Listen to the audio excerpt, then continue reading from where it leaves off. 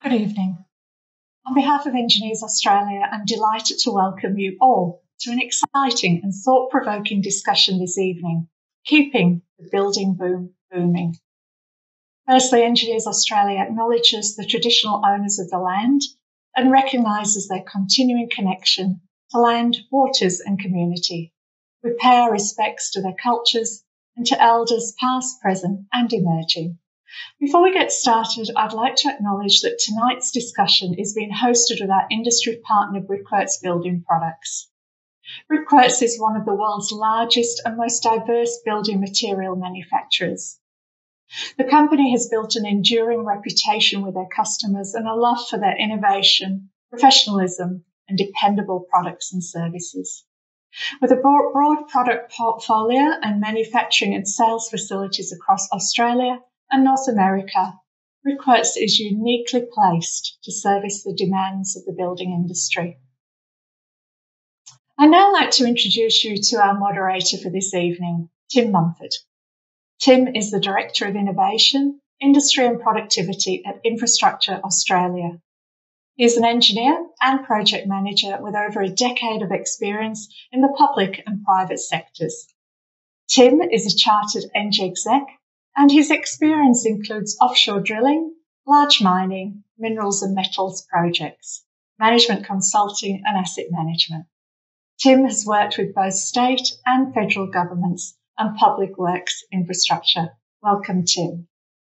Thanks very much, Amanda, and thank you to you for joining us on such an important topic. We're talking tonight about the infrastructure thought leaders and keeping the building boom booming. And in many respects, booming is an understatement. There's something like $450 billion that's being spent over the forward estimate by both Commonwealth as well as jurisdictional governments, which is fueling a major stimulus within the infrastructure and construction sectors, as well as the engineering sectors over the next few years.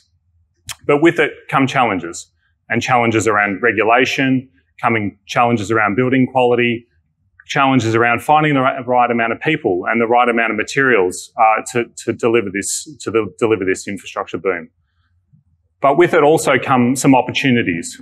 It also comes opportunities around personal development, building a new infrastructure for Australia, and building a future in which we all want to operate within. With me, four exceptional panelists and talking about the future of infrastructure in Australia, but more importantly, talking about the ebbs and flows of investment and talking about the booms and busts and how we can potentially equalise these as a conversation. I'm joined by Richard Salter, who's an Associate Principal from Arup. Richard, is anything that I've said there resonated with you? And do you mind introducing yourself and also your interest in this subject? Yeah, thanks, Tim. Look, it's a really important time for the industry coming back from COVID and with all the investment that's going into infrastructure at the moment. I've got around 20 years experience in engineering and multidisciplinary engineering across projects of all scales, major infrastructure projects and smaller projects in the industry. And I bring to the conversation a view that engineers have a huge part to play in improving our built environment through project delivery and the decisions that are made in delivering, the city changing projects that are coming forward in the coming years. So. Interesting topic. Yeah, it certainly is, and thanks for joining us, Lauren. Along the same vein, you're a senior design manager from Multis, and thanks for joining us. Did anything I just introduced this resonate with you, and what's your interest in the topic? Yeah, absolutely. Well, I think, as you said, the opportunities that are available to us in the industry right now are incredible. I mean, on the back of the huge amount of change and rapid change that we went through with COVID, we really need to be harnessing that appetite for change in the industry and doing what we can now, and with the amount of projects that we have and the variety of projects that we have coming up. I mean, it's such a critical time for us to rethink the way we do things and to look at how we can best set ourselves up for the future.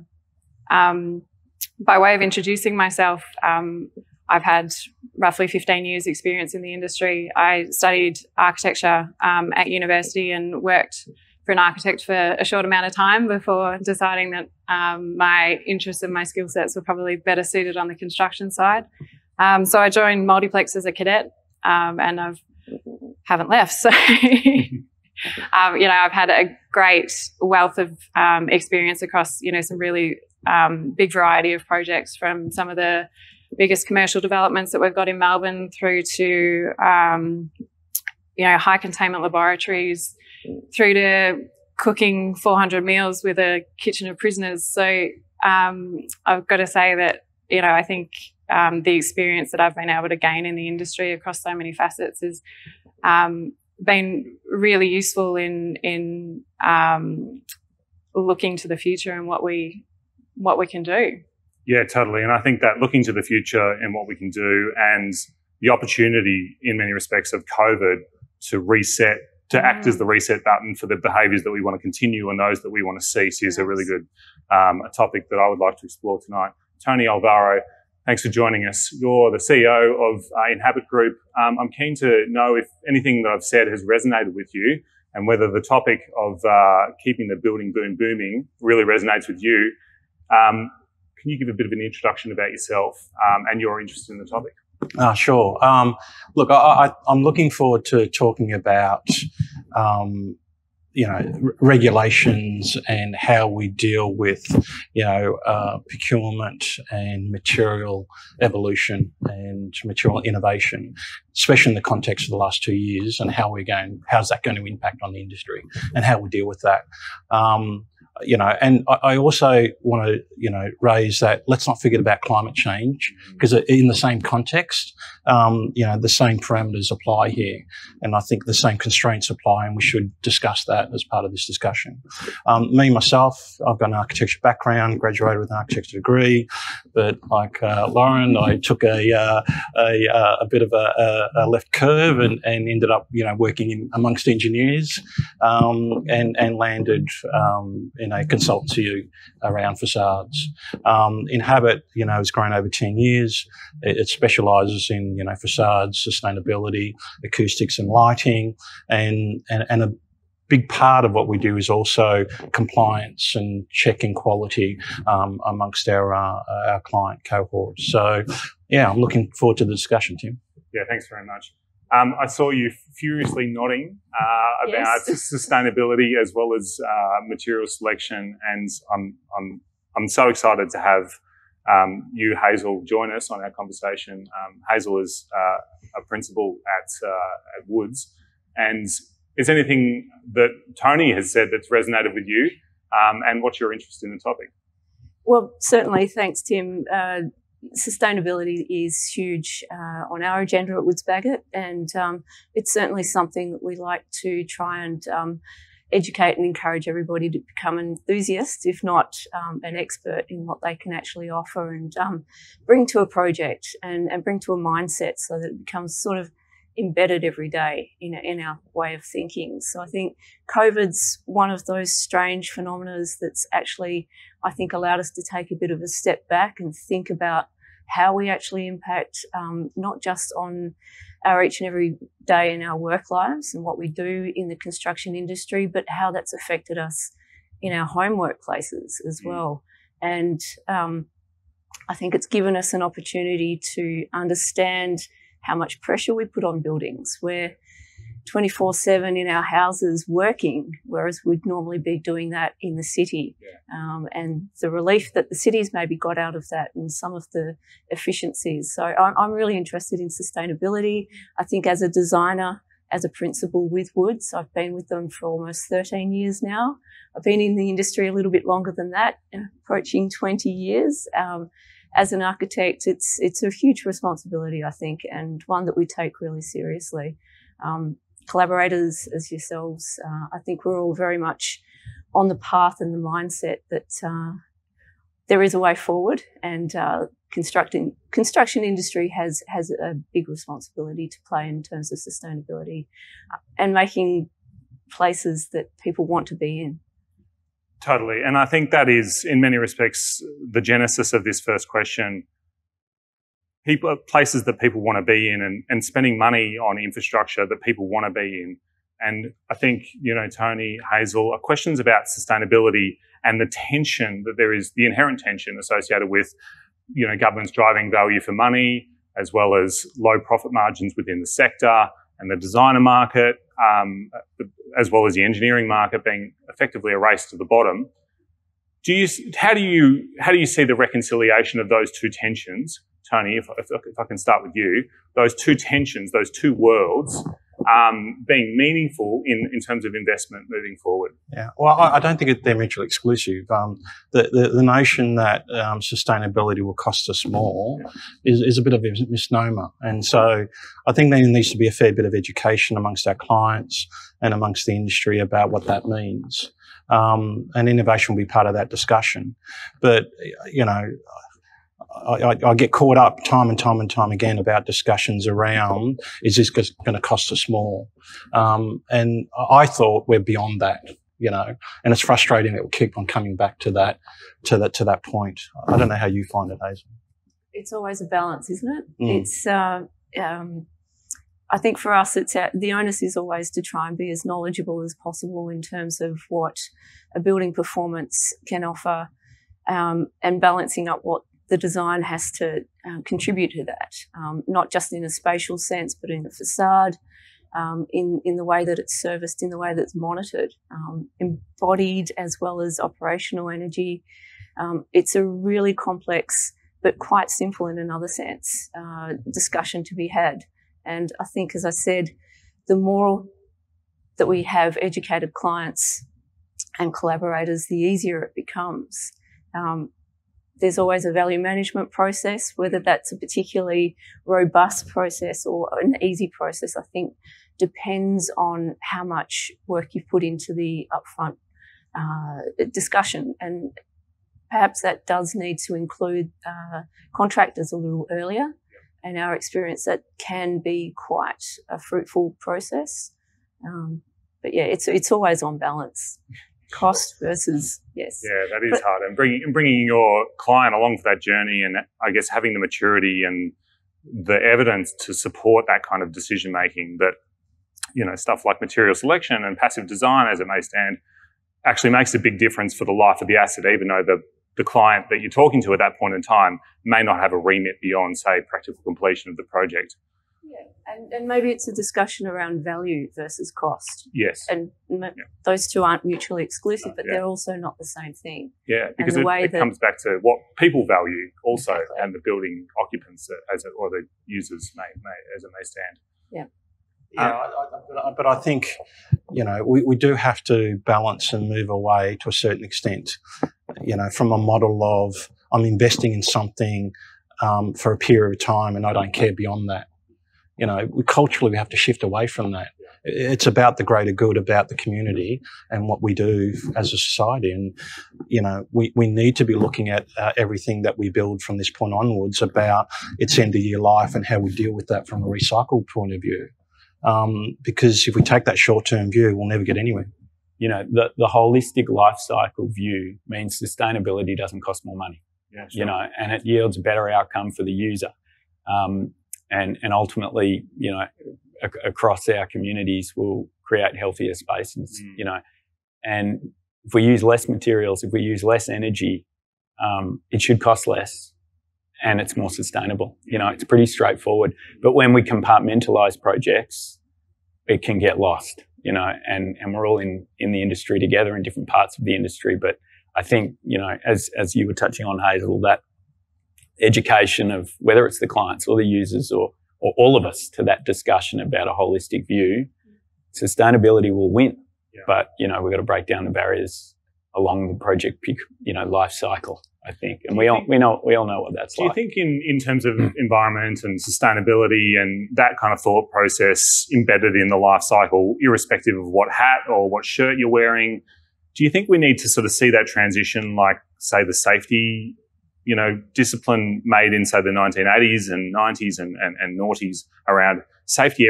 Safety is everyone's business. Environmental and sustainable should be everyone's business, I would have thought too. Are you seeing in your projects potentially that that the environmental and those good bits, so to speak, are being sort of value engineered out?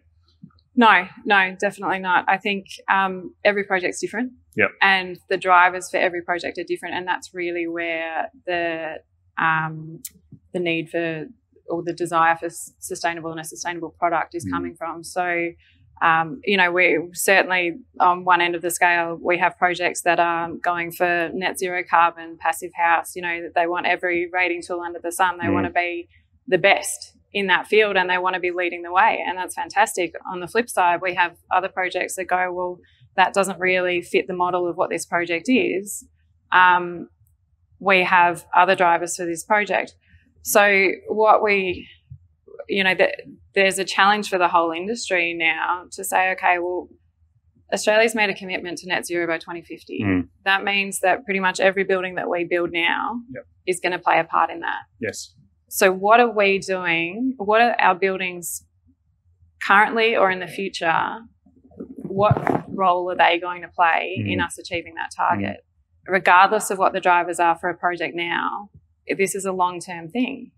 And it's something that everybody in the industry, everybody outside of the industry has a responsibility to think about and to make it their issue. Sure. I think I read a quote the other day that said the biggest issue in sustainability is thinking that it's somebody else's problem. Yeah. Totally. That's exactly right. It's everybody's problem. It is everybody's prerogative to make sure that what we're delivering today sets us up for a sustainable future. And exactly like safety, safety, the cultural shift that came through the need for safety to become a much bigger issue and a much more widely talked about topic was huge. Sustainability will be the same. And I think, we're probably at the infancy of that. It's got a long way to go, but I think there are enough players like the people here today that understand the responsibility that we have and are driving that. It's positive, I think. Yeah, that's good. It can't just be the landscape. Government needs to play a role, and they need to play a much more stronger role in providing, vision and aspirations about what they see. Because as member of society, I expect that from my representatives to provide some guidance. Do you think it comes down to, say, regulation, Tony, or do you think it comes back to vision and policy? Where do you think? It's a balance of everything, isn't it? It has to be. You don't want to over-regulate it, but, you need regulations to help drive a certain direction. You need a carrot and stick approach, I think. But it's a balance of all of it. It's not just one.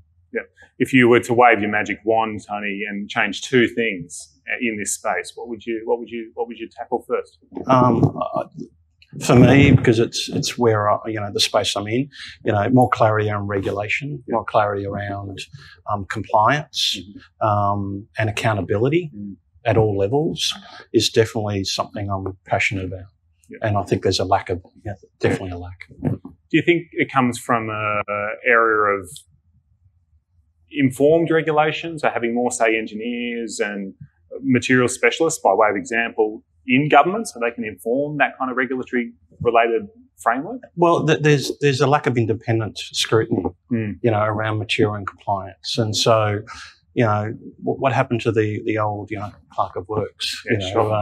What happened to local city councils playing an active role around compliance? Everything's been commercialised, and we've left it to the commercial space to self-regulate. There's aspects of that have definitely failed. And we need to get back to some sort of common ground. So, but I'm not championing more red tape. But much more intelligence around independence, around compliance, and a third-party auditing process that's not compromised by the commercial aspect of a project. Look, I appreciate that.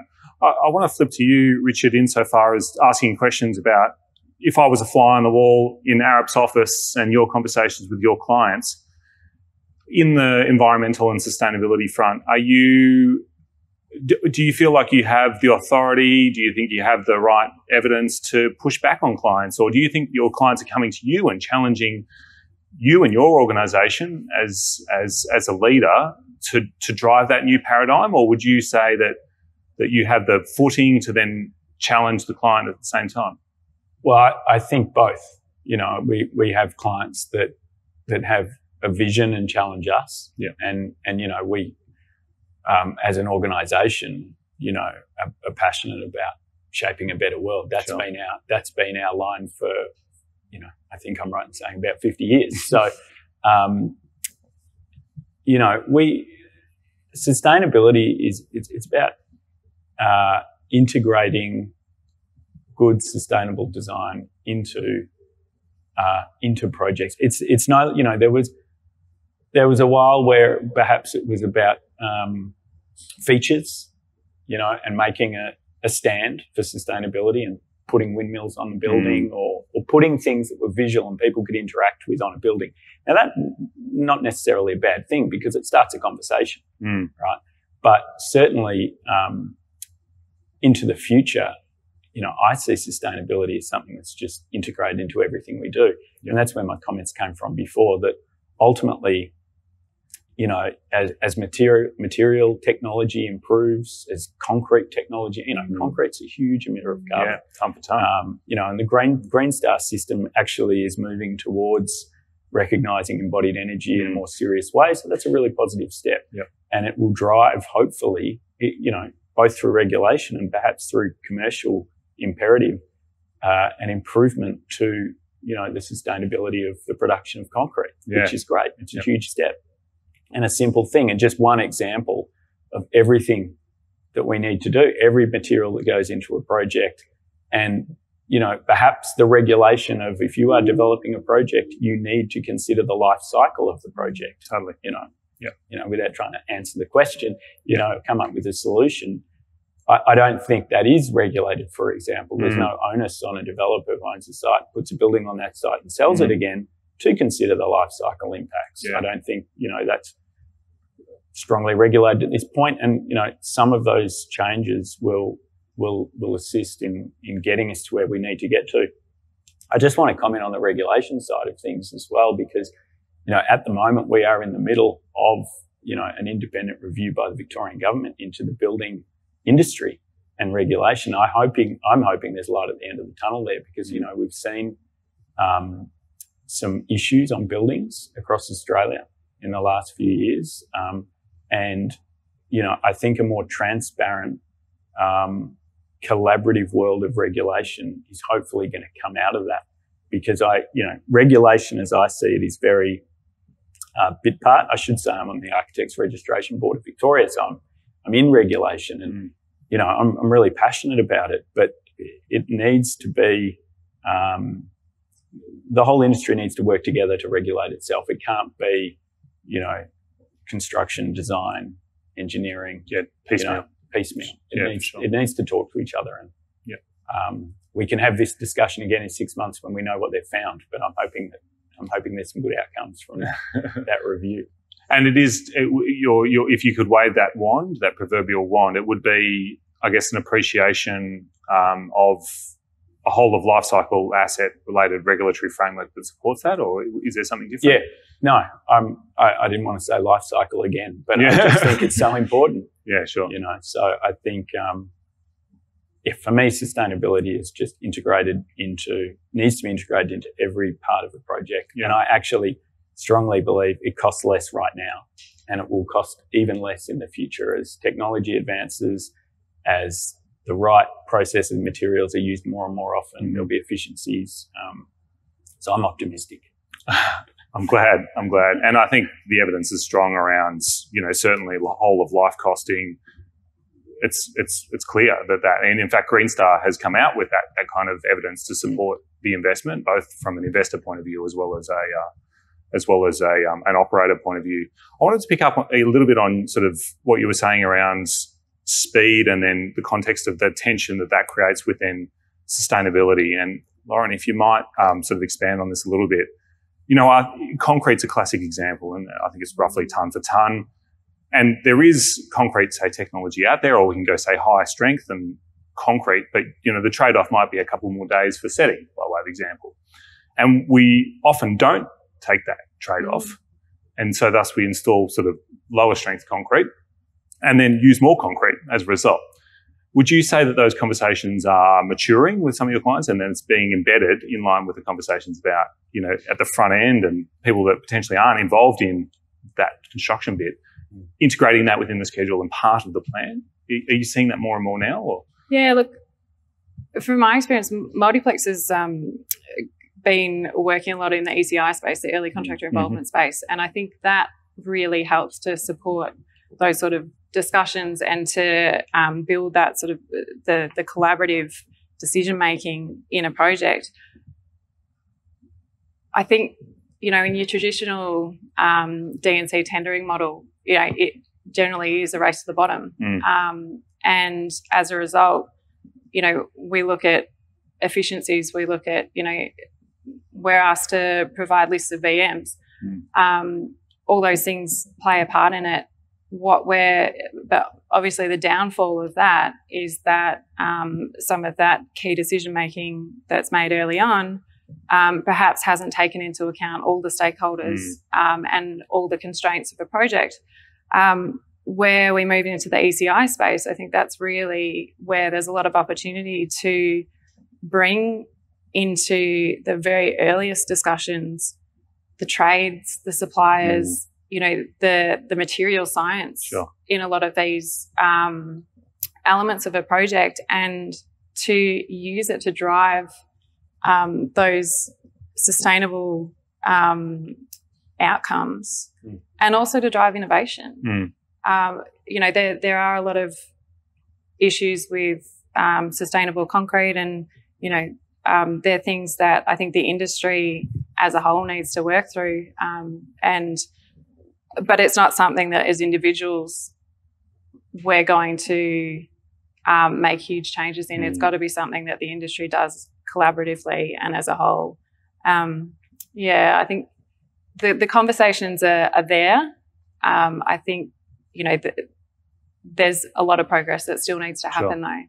Do you think the whole ECI conversation and alliancing and then Project 13 or, EPCM as it stands, do you think these are symptomatic of, an industry that's in trouble, or do you think this is symptomatic of, say, COVID or a hot market? What do you think the genesis of some of these things? Are we learning from the UK by way of example in some of these things? Yeah, I think absolutely. We learn a lot of things from what we see our international peers doing, but I think it's really a response to some of the concerns that we're seeing coming out of your typical D&C contracting model.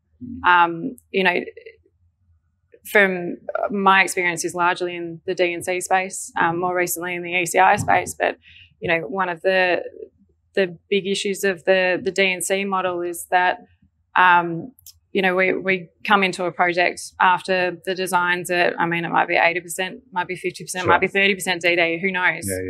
And whether it, what that means on each job is going to differ. Exactly right.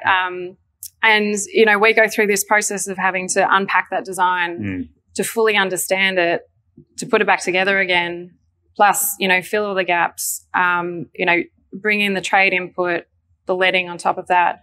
And then more often than not, you've got, client changes coming in, you've got tenant changes coming in, purchaser changes, provisional sums, whatever it might be. And so the net result of that is that the design team is under pressure because no doubt the majority of the time, maybe not the majority of the time, but a lot of the time we're building. Yeah.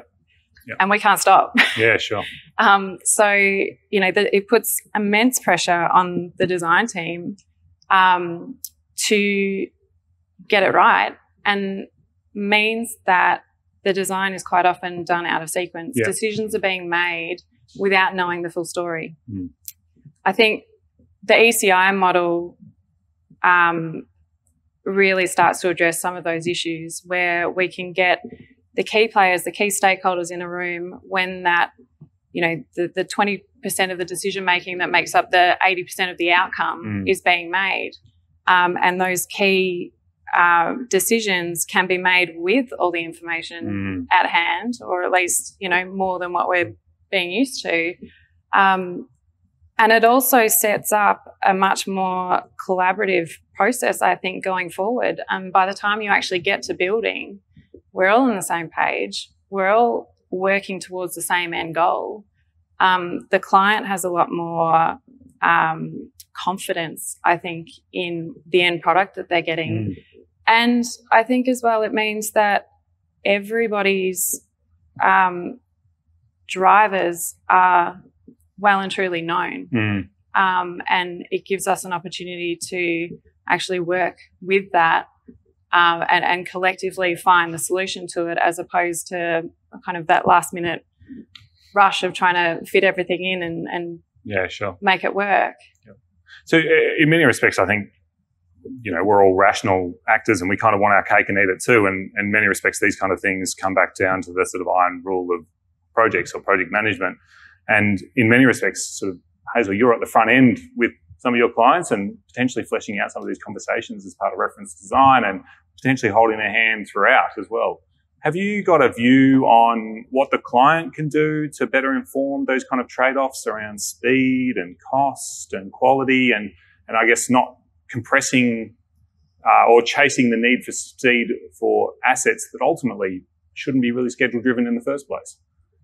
Yeah, look, there's a number of ways, I guess, clients can approach it. What we find a lot of confidence and clarity in is having a decision around procurement process fairly early in a project, and the way that we approach how we work and how we put together a series of documents. It's not necessarily always the way we approach the design process, but we always have in the back of our head how it's going to unfold, and that collaboration is a really important part of it, because ultimately in a D&C situation, which is what Woods Bagot is quite used to, particularly in this city, we do end up working obviously for the contractor and with the contractor to deliver something that we're incredibly invested in.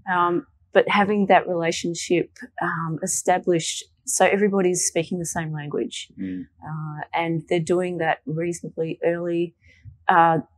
We always try and encourage a series of workshops that try and flesh out all of the potential design issues that we can see coming, how we avert them, how we actually, make them as robust as possible when they come to decisions that are about sustainability and about the longevity of the project and the way it impacts, whether that be budget, social, around robustness of materials, where it comes from, and how it contributes to the city.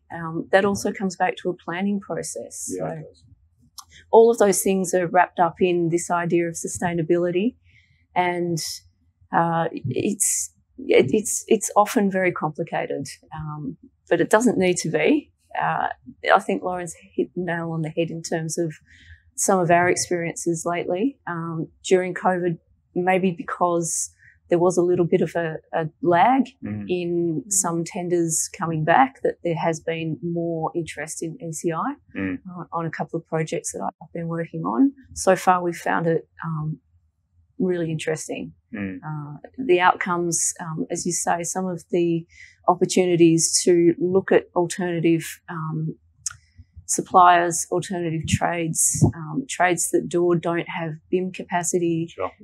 Lots of different types of conversations come into the project earlier. And we're hoping for much better outcomes.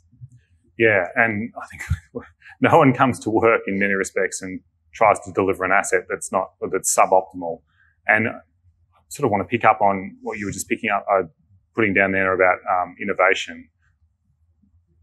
We've been talking about BIM for, 1.5 decades in many respects. And what are your views on why it hasn't been taken up to the gusto in which it should be in many respects? Oh, look, Woods, we're absolutely going at it with gusto. Sure, you are, but people behind you in the asset lifecycle, by way of example. It's largely tier one capacity in Melbourne. It's very sophisticated in the sense where that conversation happens with our contractors. our main contractor. It's really the trickle down trades, as I mentioned, that the sophistication isn't quite there yet. Yep. That's probably the biggest hurdle that we see to overcome. I think programs, equipment, and the way we approach it, because we're all, forward thinkers in this room, and the way we collaborate with our consultants it's already there. Yeah. And we're already thinking next steps. It's just, building and architecture, it's a slow trade. It's a slow practice. It takes years for these things to come to fruition. So hopefully that is becoming something, people can see the value of investing in that technology. Yeah. I think some of the challenge is just understanding what BIM means. Yeah. And I think different levels, of the industry understand it in different ways. There's one thinks it's just about building a graphic model. Yeah. Another one's about capturing metadata and transferring that down the life cycle. So we've got to get on a common page and educate the industry about what that actually means and what levels do we need it at. But product suppliers, manufacturers are playing catch up. Barely any of those companies know what it is or know how to interact with it, or don't even understand why do it. Yeah. What benefit is it to me as a product supplier, as a manufacturer, to actually invest in doing this? Yeah, sure. And there's a lack of clarity around that, and more needs to be done.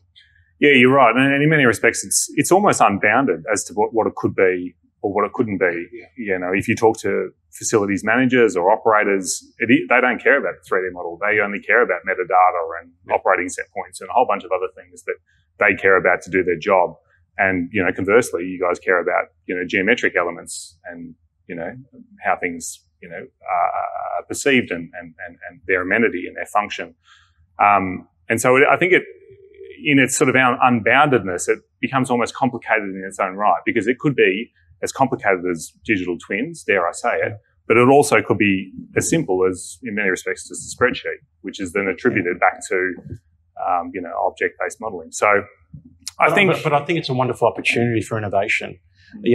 When you think about the issues we have about material compliance, testing, and capturing all of that. Wouldn't it be wonderful for, throughout the life cycle to actually track a material to its raw, start, and then be someone in the industry that can take that and apply it to my project or to some sort of element through actual process. But Tony, other industries have done this. Automotive, like I own a Volkswagen Passat, and they knew where I was, and they knew what airbag was in there. They knew my VIN. They knew everything about my car. Yeah. Aerospace, good example. When a plane, crashes and they find a part and the serial number, they know what plane it came from and all the other elements and the service history associated with it. Why do you think our industry is so reluctant or resistive to do sort of this? Is well proven, it has been for the last 10, 15 years. Yeah, true. I think it's part due to lack of regulations, but I also think the evolution of manufacturing in the building industry has been a very slow and disconnected, area of development. If I take facades, 30 years ago, there was a huge amount of manufacturing done in Australia. But that sort of all fell away, and I blame the D&C model for that, because, the bar kept on being dropped, time constraints and cost, and therefore it went offshore. And we lost all that intelligence of manufacturing, especially in facades and glass to a certain extent. But, that takes investment, and we don't, when you look at those industries that you've just mentioned, there's only a bunch of them. That's the majority of the industry, right? There's a bunch of them, and they share that. But in the building industry, you've got, thousands of product manufacturers all competing for the same space. How do you evolve innovation at that level when you've got that level of competition? That's a challenge. Yeah, it's interesting. I mean, I want to pick up on a couple of things you both said about this because it's really interesting. But, I think the what's in it for me is always going to be a question. And when you've got an industry like the construction industry, which is so bit part and is so slow moving because we have large established subcontractor ways of building, it's really hard to move things along. And ultimately, I see it as it needs to be driven by regulation, and it needs to be driven by education in what's in it for me. And again, I'm optimistic because, within Arup, we now have a BIM management discipline, right? It's growing and growing fast. And the role we play is coming on as an independent manager of all things BIM in a project. And as Hazel knows as well as I do, BIM in architecture and engineering, it's a given now, right? It's a given the way we put our buildings together, in the virtual environment, at sort of the tier one end of the industry, or however we want to describe it, at the larger end of the industry, that information is there. But moving into construction, procurement, subcontract, perhaps you can touch on this, but, those trades, there's been no value for them, I think, historically in taking their world into a virtual environment. But I think if the value, which I think is coming in terms of efficiency in construction, monitoring, performance of building services or materials in life will start bringing value to the subcontractor market, not to mention building owners and operators. Then, there's a story there. There's an economic driver to move things along. And I think it's there now. I mean, we're seeing it, I think, accelerate at the moment. And I think I have a different view now than I did 5 years ago. I feel like 5 years ago it was like, we issue a BIM model and then, But now I think it's moving. So we're on the right track. Given that you're sort of on the receiving end of this flow, so to speak, where would you say the big builders are? And would you say that the conversation with your supply chain has been improving, complicated? And then I guess when you hand the baton over to operators and back to the client, and ultimately for someone to operate this asset for the next sort of 50 years as it stands, do you see that as a barrier? Keen to get your sort of perspective on this. So really, I mean, we are sort of receivers in all of this in that, we receive what has been done on a project already, but also, our response to this is largely governed by what our clients want. And what we're finding is that exactly what, has been touched on a few times is the education around what it actually means and what the benefits are at each point in the chain is really something that we are sort of continuing to find as an issue. In terms of the subcontractors, I think, to hit on what you were saying, I think the mechanical and the services trades are picking it up. I think they are definitely seeing the value in it.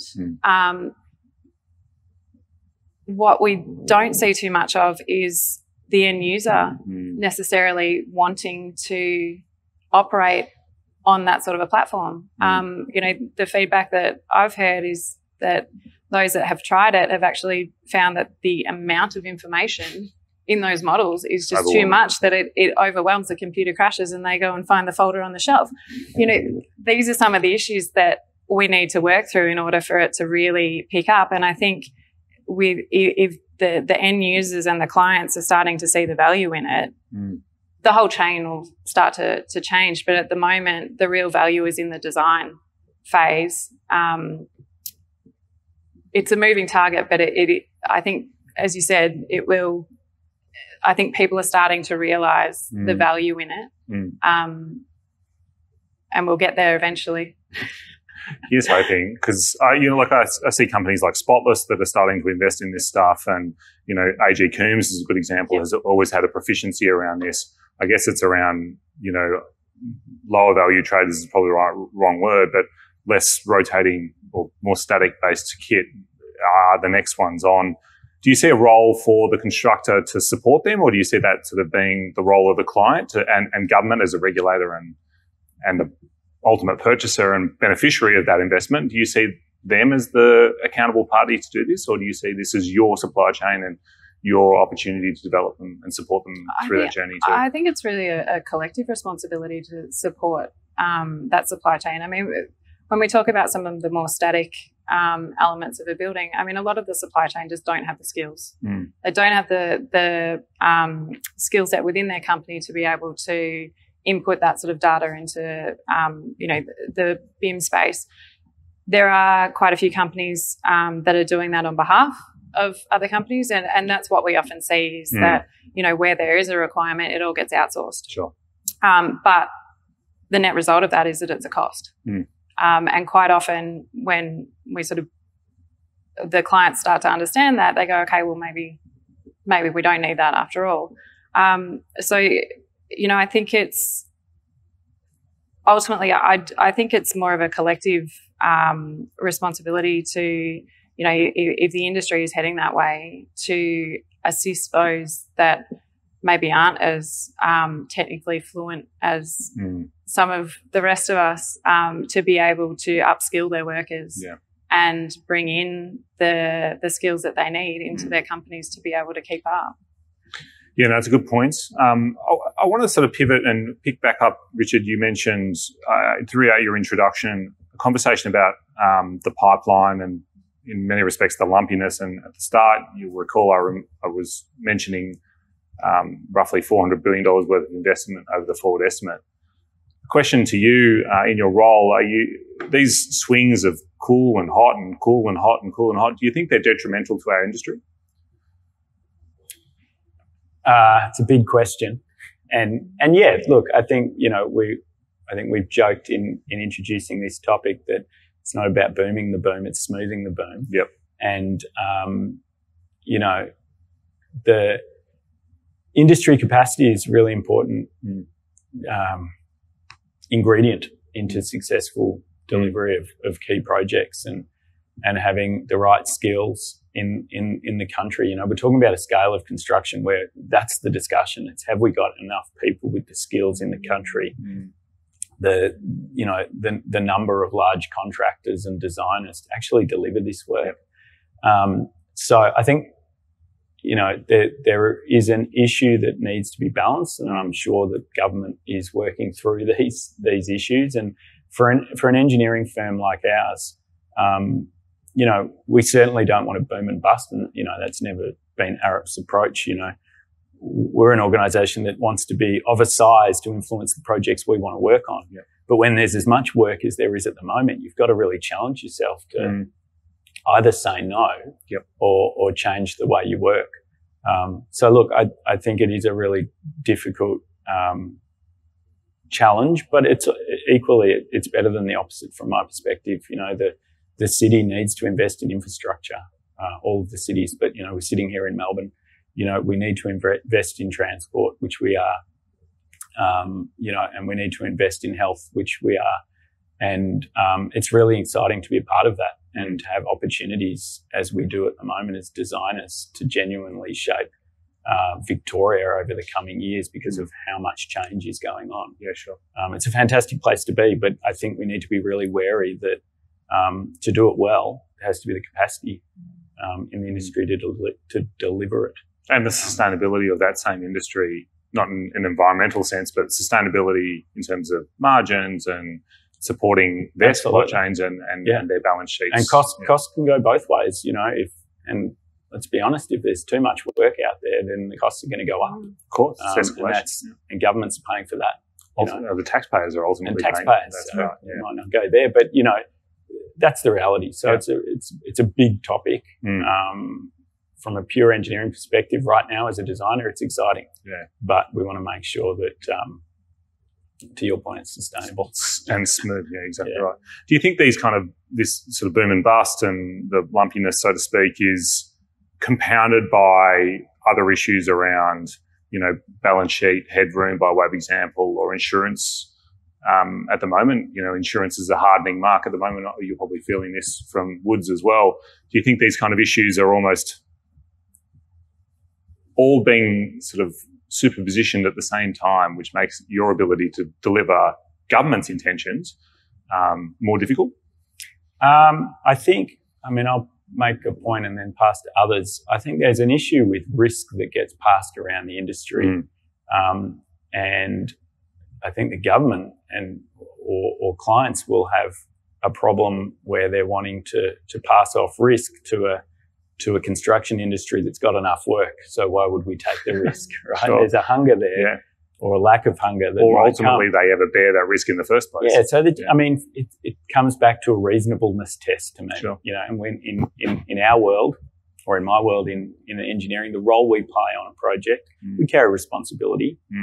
We take those responsibilities seriously, but you know, the risk that is passed to us needs to be commensurate with the role we play on a project. Yeah, sure. And, you know, I'll throw to you, Lauren, in terms of contractors, you know, the big infrastructure projects and the risk that private business has to take on is significant, and it's a real challenge. I think I sort of like to think about it as a pie, and, you know, everyone's got their piece of the pie, be it risk, be it profit, be it whatever it might be. And really we need to have a collective understanding of what the drivers are for different projects, and, you know, what each individual company plays, the role that they play within that, so that, you know, in talking about keeping the sector sustainable, I mean, at the end of the day, boom or bust, everyone needs to be taking home their section of the pie. Otherwise, you know, if one falls down, everybody feels it. So I sort of changed the topic a little bit there, but yeah, I think it's, in that regard, it's that sort of collective respect and understanding of the role that everybody plays in it, and like you said, the reasonable test that sits behind all of that. Yeah, risk was talked about. The value of risk has obviously gone through the roof in the last several years, and I think it's changed the landscape on how things play out. I mean, what's your view about, you know, kicking the bucket down the road in regards to passing on the risks to the next? Yeah, look, I think everything that's been said here is absolutely right, and I think from my vantage, I think the conversations are maturing around risk, and I think it's maturing in a way which is ultimately healthy for the sustainability of the industry. I think in many respects, you know, government has a view now that potentially handing off risk to someone that can't bear it is not a sustainable outcome for anyone, realistically, less the taxpayer. And so I think these conversations, you know, in many respects moving away from D&C and alliance and moving towards sort of alliance-based contracts and moving and investigating stuff like EPCM are in many respects a tip of the hat towards this exact issue. Are there ways to go? Definitively. And I think that comes back to a sort of a skills-based thing. You know, all things being equal, absolutely hand the risks off to anyone else.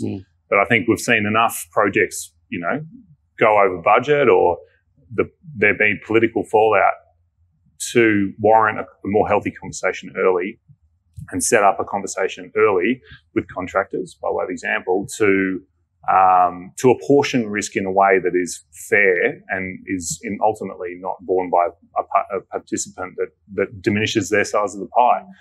So I'm comforted. I would say I'm comforted by conversations that I hear daily in this, and so far as that I hear risk pretty much every hour now, which is great. Are we there? Should we be there quicker? Absolutely. Yeah. Look, I'm glad you said what you've said, but my experience, I'm not sure what yours is like, Hazel, but there's still a lot of contention around, you know, who's taking on the biggest risk. And I'm finding that there's a conversation about, you know, well, what's your PI like? You know, sure. And how much do you have? Yeah. And then it becomes a competition around, okay, let's go with this party because they have a bigger PI cover. Yeah. And it doesn't become a conversation about expertise and about project visions and priorities. And that's disappointing. And the conversation just being very unfair. It's frustrating and unfair. But look, risk is always something that comes up, and you know, when you're working through a contract with the other party, it's the first thing that gets negotiated. But I guess for us as part of that design and delivery team, our biggest risk is always making sure that we're able to deliver what the brief is and what the expectations of all the stakeholders are. And I guess as a global firm, we're quite fortunate to have a really amazing pool of talent to draw from. So that pie that you spoke of, Lauren, when there's a piece that's maybe looking like it's getting eaten a bit too much or it's actually not fulfilling itself, we can just kind of move the pieces around and look at different regions and different sectors to make sure that that boom and bust isn't affecting our ability to deliver too much. Yeah, risk is a bottomless conversation, as it rightfully should be in many respects, and I think it's a dynamic situation that should continuously be discussed because it's a dynamic industry and different parties and different players, and in many respects new risks that rear their heads. Yeah, I think there's a realignment around risk. The insurance companies are definitely taking a position, a very strong position on it. Absolutely. And all of our PIs have gone through the roof as far as premiums are concerned, and even to the level of what can you be covered for and what you can't. So there's a realignment, and that needs to be shared. Yeah, totally. And I think those conversations are, albeit slowly, maturing insofar as if you don't have a sufficient amount of engineers or you don't have enough contractors or consultants to do the work who aren't covered for these arbitrary numbers of PI in many respects, you don't have bidders, and so you can't deliver the program. So I think there is a bit of a cause and effect. Should it be more proactive? Absolutely. I'm keen to pivot the conversation around, the hotness of this market and the activity in the market around, I guess, your own experiences and abilities in your own organisations to be able to deliver this work too, both in terms of materials as it stands or in terms of people and resources, and maybe even your own balance sheet or, your PI policies as they stand, to be able to take on new work. And, Richard, you were talking earlier about you're sort of making value statements or assessments every single new project that comes in. Can we do it? Can we do it? Can we do it? Do we need to change? Can we do it? And invariably, do you think we're near that point where, businesses start to say, sorry, no, or ultimately, yeah, I can do it, but I don't have the policy to support it? Richard, can you get your views and then circulate to everyone else? Yeah, look, I mean, I'll blur that with the discussion we were just having a little bit, because I think, if you're talking about risk, how do you manage the risk you hold? You've got quality assurance, you've got inspections. You touched right at the beginning on the disappearing clerk of works. We talked about the building industry review at the moment, which I think will end in a change to the regulatory environment over the building industry, which will then again affect insurances and responsibilities and the quality assurance process. So, I'm saying all of that because I think it's linked to your question about capacity. If you're over capacity and you don't have the right people or the right skills at play on a construction site or in a design, then you're going to run into issues with quality assurance, and then you risk. So, I think they're all linked together. And to answer your question plainly, if yes, you're going to start saying no to work if you can't deliver it to the level of quality and within the processes that will exist in all of our organisations to ensure that. And yes, it's sometimes a nice place to be busy enough to be able to say no, but you also don't want to be. You want to be playing a part in all the projects and opportunities that come to you. Saying no is the hardest thing to do, right? And we're all probably pretty bad at it. But I think it all of those things need to be weighed up together. That capacity, quality, risk, they're all linked, aren't they? So totally. That's my view of it. Lauren, have you got any thoughts on this? I guess wearing your sort of builder/constructor hat. Because we sort of have the benefit of foresight in a way, in that the consultants are the ones that get hit first, and we can see it. We can see it coming probably for a lot longer than the rest of you can.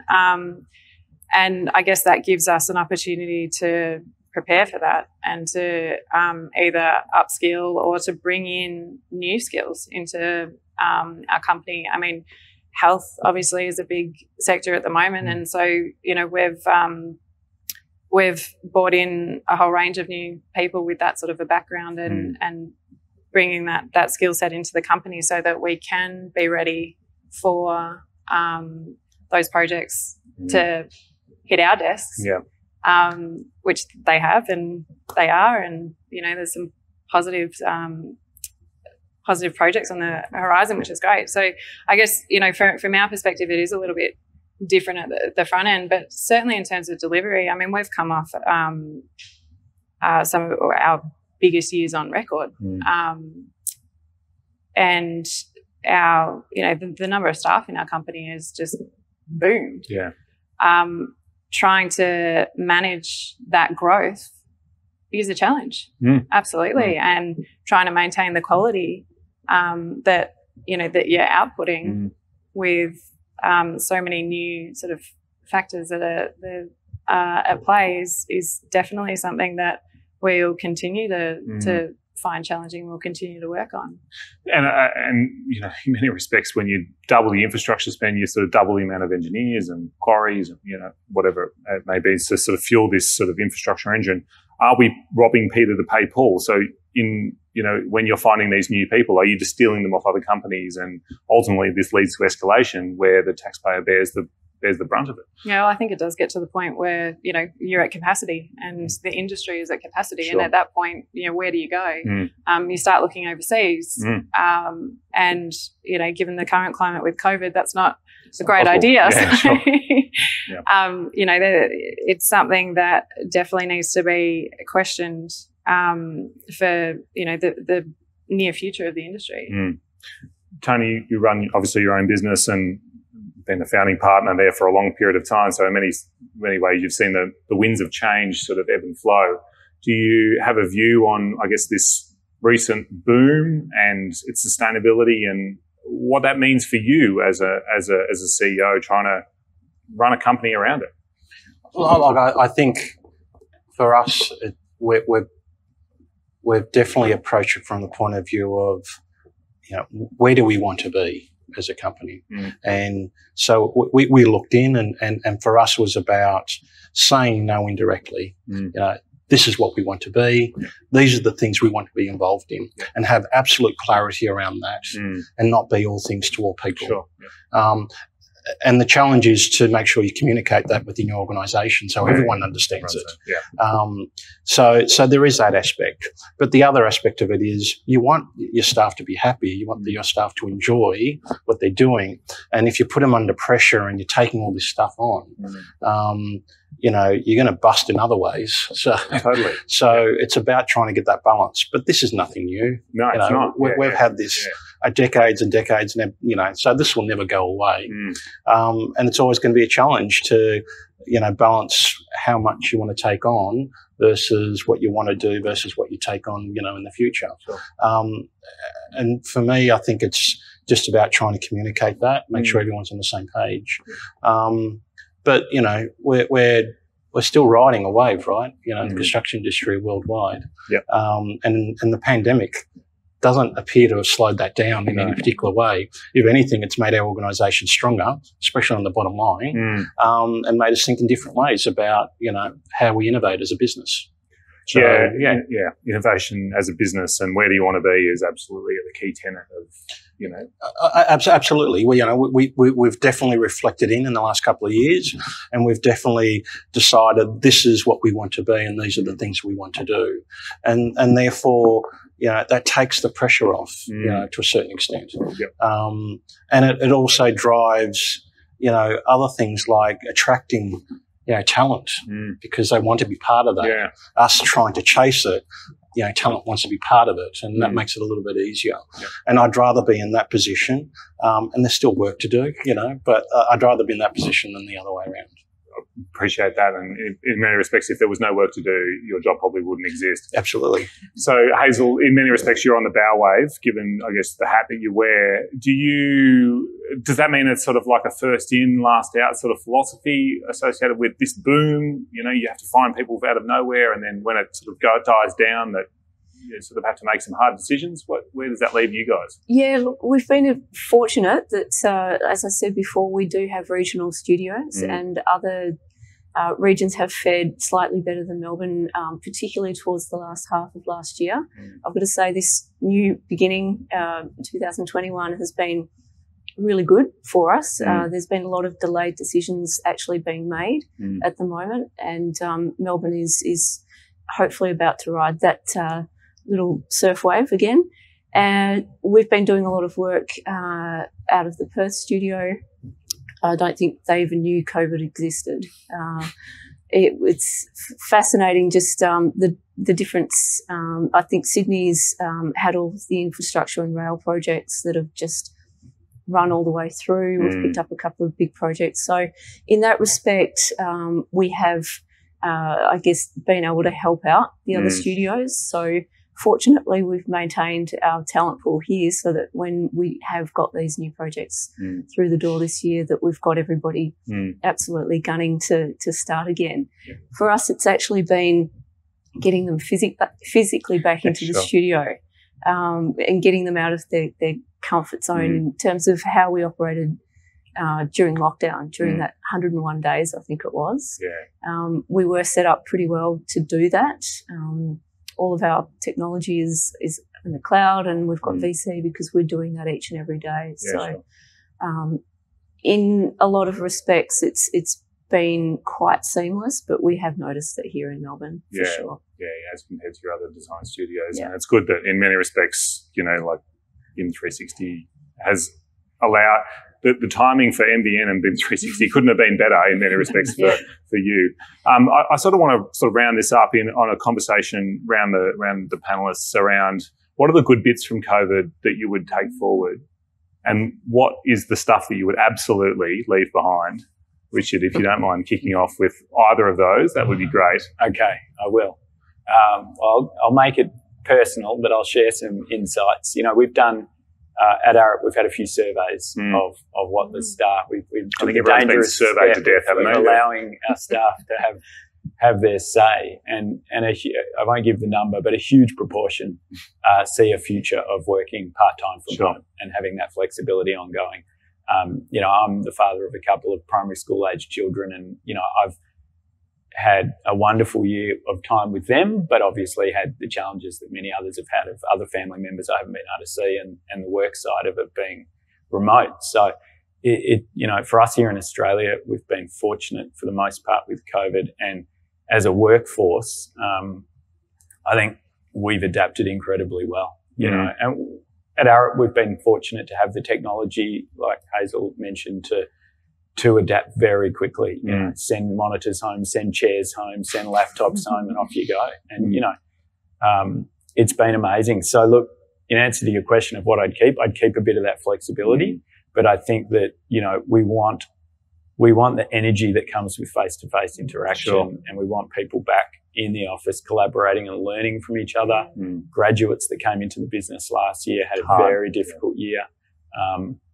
It's okay for someone like me who's been doing it for a long time to kind of know what I'm supposed to do when I get up in the morning. But you're 2 weeks, one of my graduates, 2 weeks into her career, she's at home. It's really difficult. So it's been interesting. I think maintain some flexibility, but bring people back in for that collaboration and energy and find the right balance. Would you hold the same view, Lauren? You're trying to navigate a young family simultaneously. Obviously, you value the. Said the exact same thing. I think. What wouldn't you take forward? Look, I think from a construction site perspective, that's really where we've probably faced the most challenges, and trying to pivot and whole industry to be COVID safe while still being productive where you can't work from home.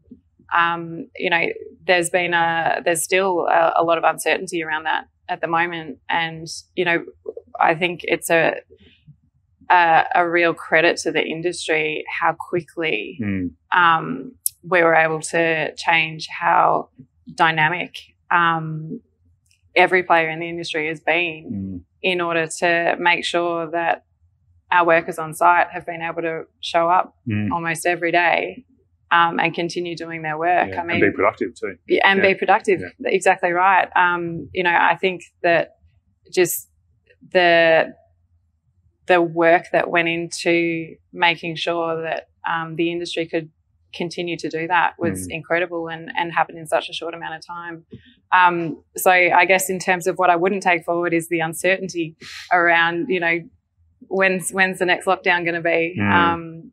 Is construction going to be in that lockdown or not?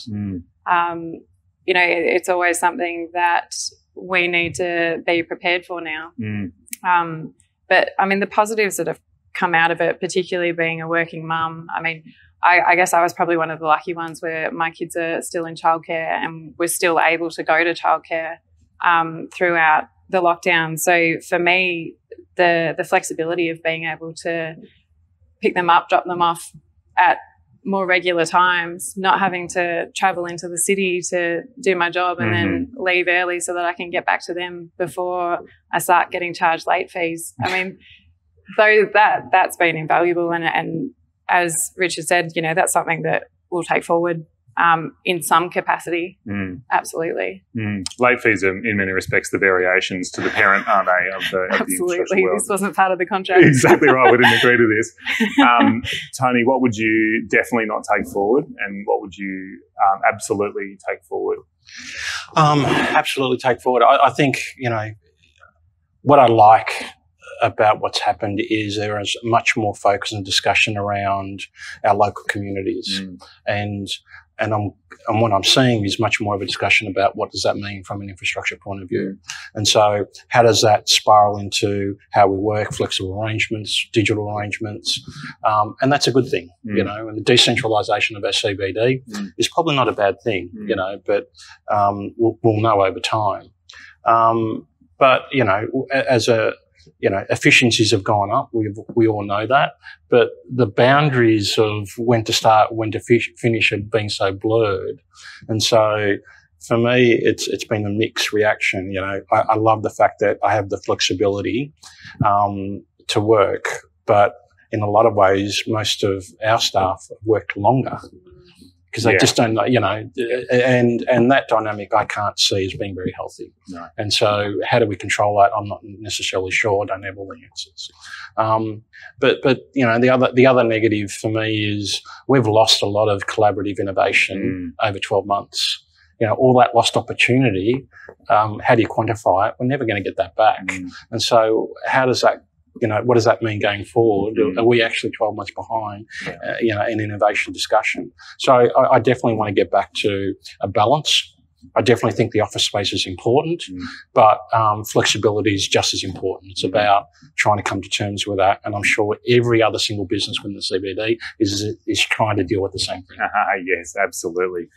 Hazel, rounding this out, any thoughts on what you would absolutely take forward as well as leave things behind, personally or professionally? I'm with Tony in terms of the online collaboration just doesn't have any measure on what it means to engage with people face to face, and whether that's your colleagues and the people that you work with on a project, your consultant team, as well as meeting new clients. It's really difficult to have a meaningful and engaging drink with them online, and that's something that we would do often. We're in the city. That's, I guess, our great privilege to enjoy this great place that is Melbourne. So that's something I would quite like to leave behind, the VC and the screen time, and maybe getting a little bit fatigued. I think there's some really great things about VCs that you maybe don't need to have every single meeting face to face. And in a lot of sense, you can get a lot of things done by having a really clear agenda and just setting it, and then going, I need to get to the next one. And a bunch of decisions have been made. So maybe just a two-edged sword on that one. And I think the jury's out on whether and how we take some of those lessons forward. I've particularly enjoyed seeing everybody out in their neighbourhoods and engaging with their suburbs in ways that I haven't seen before. So that, I think, is really important for people to invest in acknowledging what good place and what good urban design and what good buildings and playgrounds and bike paths actually do to improve your quality of life. And I think that blurring of the workplace and the home place as I mentioned right back in the introduction, is something that's allowed us to take a bit of a refreshed look at what's important about our environment, whether it's built or natural. And the appreciation, I think, that has come out of that is something that I will hold out of 2020 as a positive. Yep. And yeah, I think a lot of people in our studio are quite on board with that as well. That's great to hear. And I think personally, for me, I'd like to keep the old Friday night Zoom drinks well in the past, because I don't think nothing quite matches, someone making a fool of themselves after work and having one too many drinks. I think for me, it's absolutely spending time with family, and I have no idea what the dog's going to do after this moment in many respects. And I actually think that will have massive societal impacts in the future. And if we are spending more time with our families and our loved ones, I think there will actually be profound impacts to the gel of society as well. I will also, I appreciate the economic development for my local cafe. I'm sure they appreciate it too. But on the same edge of the same sword, also the economic development of all the city at the same time, and the wonderful place that we all live. But great answers. Thank you to all of you for that. I wanted to sort of conclude the Q&A with questions from our live audience. The first one is from Dylan in Victoria, around questions about how do we stimulate the local supply chain and local manufacturing. And I think, to be honest, Lauren, this is a question for you, potentially a question for you, Richard, and probably at the back end of it, you being a recipient of that. Question for you. So I guess going overseas for supply is inherently risky. There's so many elements that we can't control. The quality being one of them, the time. But the reason we do it is either because of cost or because the supply isn't available locally.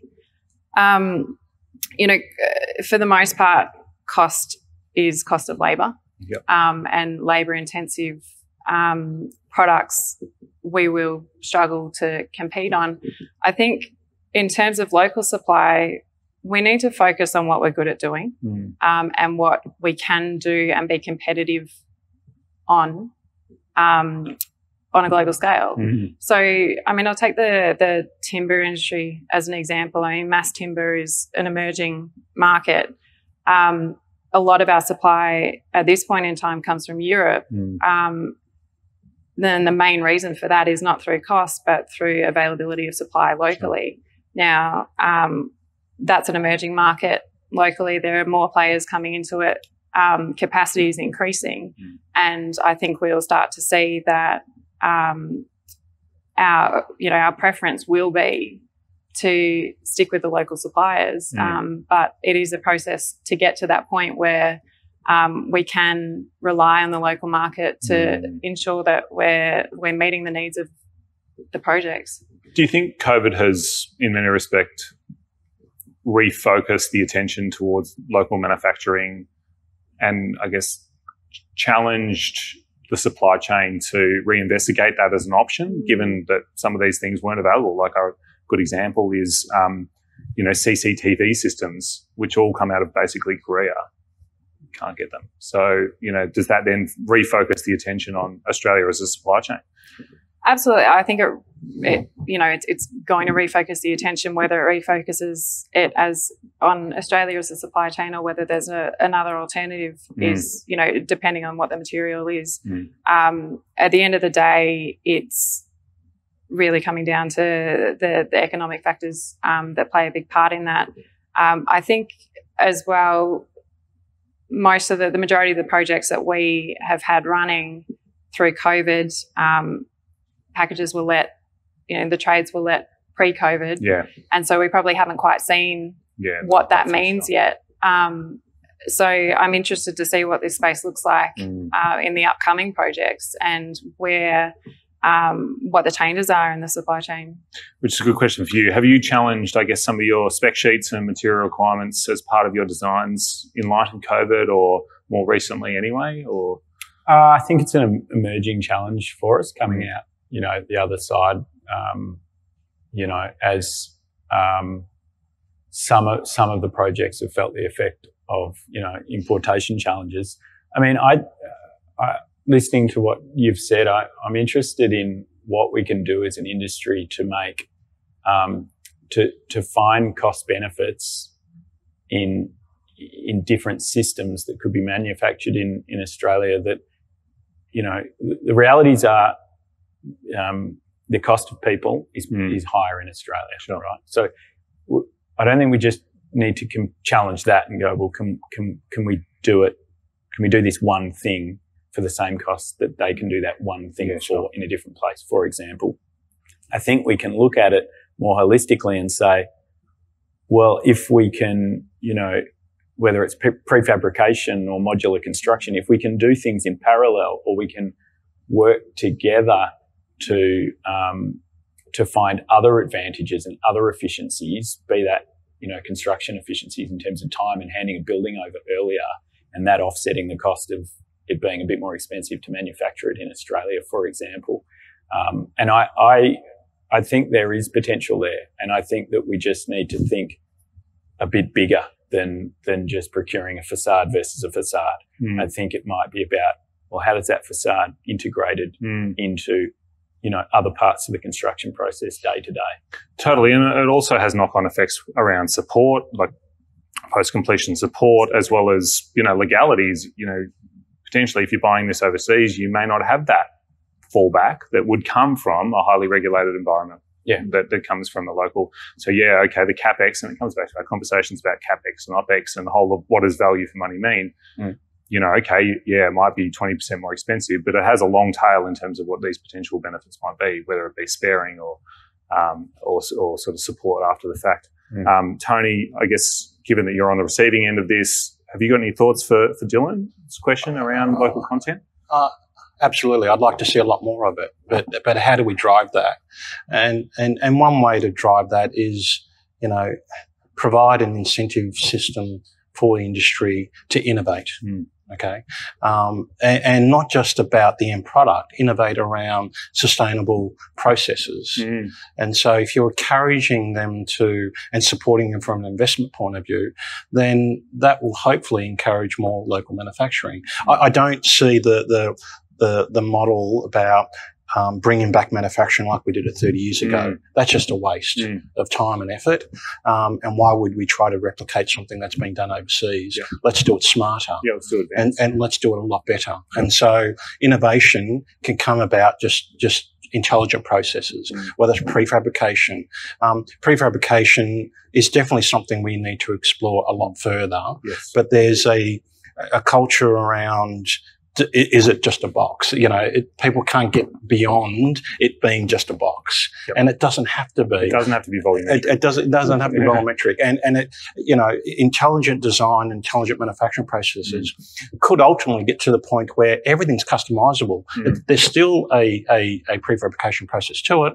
There's still but you could literally say, I want this, and on the other end of the pipeline comes out X, and I think that's where we could definitely focus. But I think government providing some initiatives and some government funding around allowing industries to invest, I think would be a great idea.